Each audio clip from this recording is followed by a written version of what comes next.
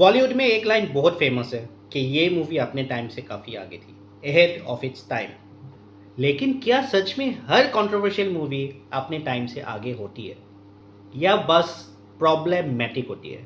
आज बात करेंगे ऐसे ही एक मूवी की, कभी अलविदा ना कहना, जिसे लोग कहते हैं realistic, bold and mature. But what if I tell you, ये फिल्म एक्चुअली मैच्योर नहीं, मॉरली कंफ्यूज्ड है। और सबसे बड़ी बात, इस फिल्म ने अपने रेड फ्लैग कैरेक्टर्स को एक्चुअली हीरोज बनाया और ग्रीन फ्लैग्स को इसने विलेन पोर्ट्रे किया है। वेलकम टू फिल्मी लाला, जहां हम फिल्मों को सिर्फ देखते ही नहीं, समझते भी हैं। और आज का एपिसोड है problematic Indian movies episode 1। Movie का स्टोरी बहुत ही सिंपल है। दो अनहैप्पी मैरिजेस, एक साइड पे देव एंड माया और दूसरी तरफ रिया एंड ऋषि। देव एंड माया दोनों ही अपनी शादी से काफी अनहैप्पी है। Dev is played by Shahrukh Khan and Maya is played by Rani Mukherjee. Because they are unhappy in their marriages, both Dave and Maya shares this connection of being unhappy in the marriage, and they start an affair. Sounds like a deep story, right? Problem actually story में नहीं है, problem है how the things were presented. Film में हम देखते हैं देव और माया के पर्सपेक्टिव से, and director Karan Johar tries to actually create sympathy for these two characters through their perspective over the flow of the movie. But let's be real for a second, right? Dave का character is very arrogant. He's always frustrated. He's so rude with his wife, who is trying to run their house with a kid, and he is constantly disrespecting his wife. Maya, on the other hand, is a very confused character. She is so emotionally distant from her husband, और वो अच्छे से ऋषि के साथ बात भी नहीं करती है, played by अभिषेक बच्चन। फिर भी फिल्म में इन दोनों को बेचारों की तरह पोर्ट्रे करने का कोशिश किया गया है। In one bottom line, if I say, just because they are happy, their cheating in their marriage is justified. अब बात करते हैं सबसे ज्यादा problematic part of this movie which I found. Riya और ऋषि का character played by Preity Zinta and Abhishek Bachchan, जो कि एक्चुअली ग्रीन फ्लैग्स है। रिया इज सक्सेसफुल इंडिपेंडेंट, अपने रिलेशनशिप को सेव करने के लिए वो काफी कोशिश करती रहती है। On the other hand, Rishi is a very fun character, very loving, who actually wants his wife to be happy, genuinely wanting his wife to be happy.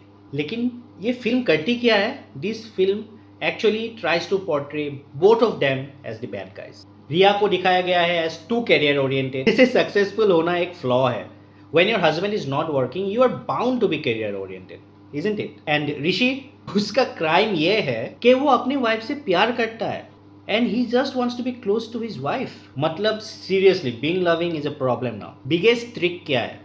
Emotional manipulation, background music, slow-mo shots, intense dialogues by the great Shahrukh Khan, ये सब कुछ use किया गया है ताकि हम as audience feel that the affair between Dev and Maya is actually romantic. लेकिन अगर आप थोड़े से भी न्यूट्रल होके अगर आप सोचोगे या फिर देखोगे, तो ये तो एक लव स्टोरी है ही नहीं। This is actually a escape story. Both the characters are trying to escape from reality. दो लोग जो अपने ही प्रॉब्लम्स को फेस नहीं कर पा रहे, they are trying to take a shortcut, that shortcut is justified as cheating and the movie is actually glorifying that. अब सबसे बड़ा क्वेश्चन, क्या ये फिल्म अपने टाइम से आगे थी? From my point of view, obviously no. Bold होना और प्रॉब्लमेटिक होना दोनों में अंतर होता है। अगर फिल्म सच में अपने टाइम से अहेड होती, देन मूवी दिखाती कि इन सब चीज़ों का कॉन्सिक्वेंसेज आखिर होता क्या है। They would have shown the accountability of both the characters. वो ग्रे कैरेक्टर्स को ग्रे ही रखते, ना कि black and white would have been their route. But what actually happens in the movie?